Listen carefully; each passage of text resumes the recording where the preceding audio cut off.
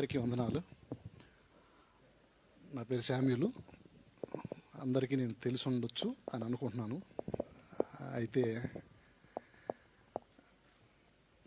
నా జీవితంలో దేవుడు చేసిన మేలును బట్టి దేవుని స్తుతించలేక ఉండలేని పరిస్థితి నాది. అంటే ఉండాలి. చిన్నప్పటి నుంచి చర్చిలకు వెళ్ళేవాళ్ళం, ప్రార్థనలు వినేవాళ్ళం, అన్నీ చేసేవాళ్ళం. భయభక్తులు తెలుసు, కాకపోతే పాటించేవాడిని కాదు. సహజంగా మనకు తెలియదు ఏముంది, చెప్పడం వేరు చేయటం వేరు కదా. చేస్తూ ఉండేవాడిని, చర్చిలకు వచ్చేవాడిని, వెళ్తూ ఉండేవాడిని. ఎవరు యూత్ అయ్యేటప్పటికి పర్లే, బ్యాడ్ హ్యాబిట్లు ఏం లేవు. చర్చికి వెళ్ళేవాడిని, బాగానే ఉండేవాడిని. పెళ్ళయిన తర్వాత బాగానే ఉన్నాం, చాలా రోజులు బాగానే, 2 పిల్లలు పుట్టిన దాకా బాగానే ఉన్నాం. లాస్ట్ మూమెంట్ వచ్చేసరికి ఒక రాంగ్ పర్సన్ జీవితంలోకి ఎంటర్ అవ్వాల్సి వచ్చింది. అంటే అనుమతి మనం ఇచ్చింది, ఎవరిచ్చింది కాదు, తెలిసిన వాళ్ళే. జస్ట్ ఈ ఫోన్ ఒకటి ఉంది కదా, మనకు తెలిసిందే. ఇదే జీవితాలు మార్చేది. నా జీవితం చెడిపోవడానికి కారణం కూడా ఇదే. ఒక మనిషి మన జీవితంలోకి రావాలంటే మనం అది అనుమతించకుండా ఎవరు రాలేరు. సరే, దుష్టుడు మనుషులు ప్రవేశించినప్పుడు కంపల్సరీ ఏదో ఒకటి జరిగిద్ది. జరిగినప్పుడు ఏమైందంటే, నేను అక్రమ జీవితానికి అలవాటు పడిపోయాను. ఇంటికి టయానికి వచ్చేవాడిని కాదు, పని దగ్గర ఎక్కువసేపు ఉండేవాడిని కాదు. ఉదయం లేచాము, వెళ్ళాము, నా పని నేను చూసుకునేవాడిని, బయటికి వెళ్ళిపోయేవాడిని. ఎక్కువసేపు ఇంట్లో ఉండేవాడిని కాదు. పిల్లలు చిన్నపిల్లలు, వాళ్ళకి అసలు తెలియదు. పొద్దున్న 7:30కి వెళ్తే నైట్ 12:30, 1 గంటకు వచ్చేవాడిని. తండ్రి ప్రేమ అంటూ తెలియదు వాళ్ళకి. ఏదో ఉన్నాడు, వస్తున్నాడు. ఈ క్రమంలో ఇంట్లో తెలిసింది, ఇలా మనం ఇండియల్ కాంటాక్ట్లో ఉన్నామని తెలిసి గొడవలు అవటం మొదలైనప్పుడు గొడవలు తెలిసిందిగా, కొట్టుకోవటాలు మామూలుగా ఉండవు అన్నమాట.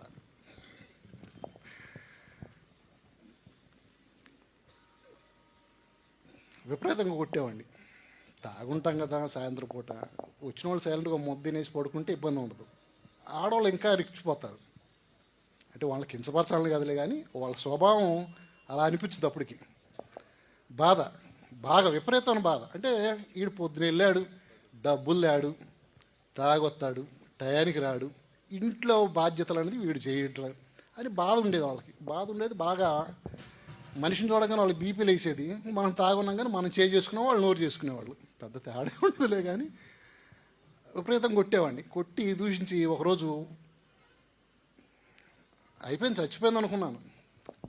విపరీతం కొట్టేసి వెళ్ళిపోయా. పిల్లలకి చెప్పా, ఏది రేయ్, బతికుంటే మీ తాత వాళ్ళకి ఫోన్ చేయి, చస్తే పాస్టర్ గారికి ఫోన్ చేయి, మట్టి చేయడానికి రావాలి కదా. అంటే ఏమంటుంది, అంత మత్తులో ఉన్నాం అన్నమాట. ఇప్పుడు సహజంగా మనం ప్రతి ఫోన్లోనూ న్యూస్లోనూ చూసేది అదే. ఈ అక్రమ జీవితాల వల్ల ఎప్పుడు అదే, చచ్చిపోవడం, చంపటం, చంపించుకోవటం, ఇవే న్యూస్ వస్తేనే అవి. అంటే నేను ఇప్పుడు కూడా నేను దుర్భరం జీవితంలో లేకుండా దేవుడు నన్ను ఈ రకంగా నిలబెట్టుకొని పరిచయలో పాలిభాగస్తుని అవుతున్నందుకు దేవునికి వందనాలు. గొడవ అయిన తర్వాత వాళ్ళ అమ్మగారి వచ్చి సుజాతని తీసుకెళ్తే ఇంటి దగ్గర మాకు సమాధానం లేదు. మా నాన్న వాళ్ళు తిట్టడం, మా అమ్మ వాళ్ళు అరవడం, ఎన్ని రోజులు ఈ పనులు ఎందుకు, నీకు అవి మానుకోవచ్చు కదా అని చెప్పేసి అని కొంచెం గట్టిగా అరిస్తే, సరే పాస్టర్ గారిని తీసుకొని మా అత్తగారి ఇంటికి వెళ్ళాం తీసుకురావడానికి. సుజాతని తీసుకురావడానికి వెళ్తే వాళ్ళు పంపించమన్నారు. ఆ రోజు నా గురించి పాస్టర్ గారు చాలా ఇబ్బంది పడ్డారు. మీ ముఖం చూసి పంపిస్తున్నా సార్, అసలు పంపించం అని చెప్పి పాస్టర్ గారిని బాగా అసలుకి ఎలా అంటే అలాగా మాట్లాడేది, పంపించలే. సరే తెల్లారిన తర్వాత రండి, ఈరోజు పంపించమని చెప్పండి. సరే తెల్లారిన తర్వాత వెళ్తే మాట్లాడి పంపించారు. పంపించిన తర్వాత నేను ఇక వెళ్ళట్లేదు, ఆపేసిన తర్వాత మా తమ్ముడు కూడా అదే పరిస్థితి. నన్ను చూసి వాడు కూడా నేర్చుకున్నాడు. వాడు అక్రమం జీవితం జీవిస్తున్నాడు. వాళ్ళ ఇంట్లో కూడా ఇవే సమస్యలు. అయితే అనుకోని సంఘటనల వల్ల మా తమ్ముడు చనిపోయాడు. తమ్ముడు చనిపోయిన తర్వాత ఇప్పుడు నేను ఇంకా తాగటం మొదలుపెట్టా. విపరీతం, అసలుకి ఎంత తాగుతానో తెలియదు. డైలీ 1000-1500, ఏది 6 ఏళ్ళ క్రితమే. టేబుల్ మీద కూర్చున్నానంటే ఫుల్ బాటిల్ తాగంది బయటకు వచ్చేవాడిని కాదు. అంటే గొప్ప చెప్పుకోవడం కాదు, పరిస్థితి తెలియాలి కదా నా బ్రతికేంటో. ఫుల్ బాటిల్ తాగంది బయటకు వచ్చేవాడిని కాదు. నాతో పాటు 2 ముగ్గురు కానీ వాళ్ళు నేను అంత అయితే వాళ్ళని తాగాల్సిందే. లేచి వెళ్ళిపోయినా కానీ కొట్టేవాడిని. అంత మూర్ఖుండి, అంటే కొట్టేవాడిని. కొట్టి బాగా ఇబ్బంది పెట్టాను. అంత జరుగుతున్న సమయంలో పిల్లలిద్దరూ బాగా బాధపడతా ఇలా చేస్తే బాగోదు అని నాతో అనలేక వాళ్ళ అమ్మతో చెప్పారు. వీళ్ళందరూ కలిసి ఏం చేశారు, నేను రోజు తాగి ఇంటికి వస్తే పడుకున్నారు, నేను పడుకున్నాను. వీళ్ళందరూ ముగ్గురు లేచి అవతల గదిలో మోకరించి ప్రార్థన చేస్తున్నారు. మా ఆయన మారాలి, మా నాన్న మారాలని వీళ్ళు ఏడ్చుకుంటా విపరీతంగా ఏడుతున్నారు. ఆ గదిలోంచి ఈ గదిలోకి బాగా వినపడుతున్నాయి. విన్నాను. లెగిసి వెళ్ళి కొట్టాను. ఇంకొక వరుస పడింది.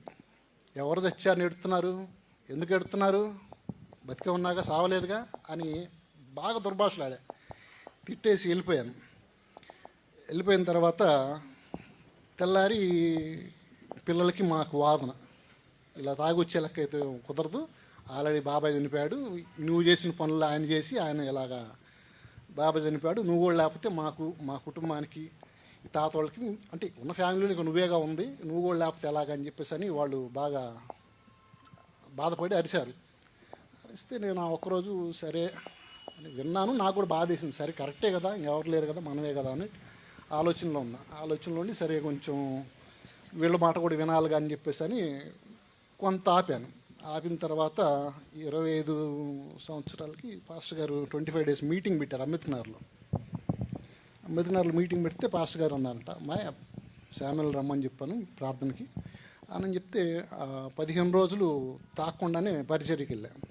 16వ రోజు మళ్ళీ తాగాను. 16వ రోజు నుంచి మళ్ళీ 25వ తారీఖు దాకా తాగాను. మీటింగ్స్ అయిపోయి లాస్ట్ రోజు కూడా తాగే ఉన్నా. అయితే అది అయిపోయిన తర్వాత పాస్టర్ గారు అందరు కలిసి మేము యూత్ మొత్తం తీసుకొని రామపురం బీచ్కి అందరూ క్యాంప్ వేస్తే అక్కడికి తీసుకెళ్ళిన తర్వాత ఆ రోజు చిన్న ప్రార్థన పెడితే ఆ రోజు వాక్యం అంతా ఇదే, అంటే నా గురించి అని చెప్పలేదులే కానీ సబ్జెక్టు అంటే తాగుబోతుల వల్ల జీవితాలు ఎలా నాశనం అవుతున్నాయి ఏంటన్నది ఉదాహరణ. ఎవరి గురించో చెప్పారు, అది నా గురించి అయితే కాదు. సరే నాకెందుకు మనసుకు అనిపించింది, అంటే నేను చేసింది పొరపాటే కదా, కరెక్టే కదా అని చెప్పేసి అని ఆ మాటలు ఒక్కొక్కటి నేను కొట్టాను కదా మా ఇంట్లో అట్ట కొట్టినట్టు అనిపించింది నాకు. పొరపాటు చేస్తున్నానే అని చెప్పేసి అని మనసుకు అనిపించి సరే ఆ రోజు ప్రార్థన చేసుకున్నాను. మోకరించి ప్రార్థన చేసి పాస్టర్ గారితో పాటు, అంటే వాళ్ళకి ఎవరు నేను చెప్పలేదు, ప్రార్థన చేసుకున్నాను. సరే ఇంటికి వచ్చిన తర్వాత తెల్లారింది, మళ్ళీ టైం అయింది, పనికి వెళ్ళి వచ్చాను. సాయంత్రం అవగానే మళ్ళీ బార్ షాప్ గుర్తొచ్చింది. మాట అనుకున్నాను కదా, నిలబడాలని ఏం లేదు కదా, ఆ ఉద్దేశం మీద ఎన్నో అనుకుంటా ఎన్నో పోతా ఉంటాను. లేదు సరే అదే బార్ షాప్కి వెళ్ళాను, మళ్ళీ ఫుల్గా తాగిన తర్వాత ఇంటికి బయలుదేరేటప్పుడు కాలుకి చిన్న గాయమైంది. అది ఎప్పుడైందో తెలియదు, బ్లడ్ విపరీతంగా పోయింది. చూసుకొని అప్పుడు గుర్తొచ్చింది, కాలు చూసుకున్నాను గుర్తొచ్చింది, అరే నేను తాగకూడదని నిర్ణయించుకున్నాను కదా, తాగాను, దేవుడికి మాట ఇచ్చి నేను మాట నిలబెట్టుకోలేకపోయాను, అందుకని ఈ పొరపాటు జరిగింది అని గట్టిగా నిర్ణయం తీసుకొని ఆ రోజు నుంచి తాగల ఆపేసిన తర్వాత లాక్డౌన్ పడింది. లాక్డౌన్లో నుంచి ఇక మందు సిగరెట్లు ఇవేం లేకుండా కొంత కట్టుదిట్టంగా ఉన్నాను, గట్టిగా ఉండాలని చెప్పి నిర్ణయం తీసుకున్నాను. ఉన్న తర్వాత లాక్డౌన్లో అన్నీ జరిగిపోయినాయి. తర్వాత బాప్తీసం తీసుకోవడం అయింది. బాప్తీసం తీసుకున్న తర్వాత ఇంట్లో మార్పులు మొదలైనవి. మార్పులు అంటే అంతకుముందు మామూలుగా 2300 అద్దె కట్టలేని పరిస్థితి. 25వ తారీఖు కట్టాల్సిన అద్దె 25, 26 తారీఖులు వచ్చినా కానీ కట్టేవాడిని కాదు. అంటే అప్పుడున్న పరిస్థితి అది.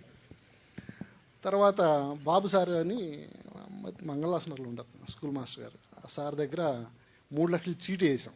అంటే రోజుకు 1000 రూపాయలు తాగేవాడిని కదా, ఈ 1000 రూపాయలు లెక్క తేవాలి. లెక్క తేలాలని చెప్పేసి అని చీటీ వేసాం. చీటీ వేస్తే 10 నెలల్లో 3 లక్షల రూపాయలు చీటీ డబ్బులు మిగిలినవి. అలాగే రోజు ఏదో ఒకటి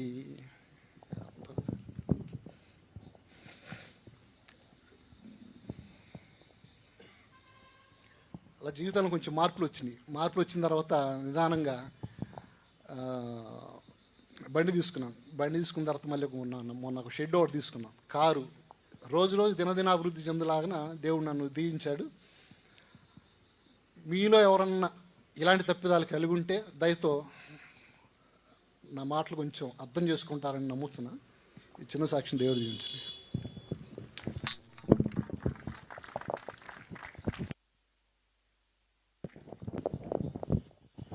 మంచిది, మంచి సాక్ష్యం.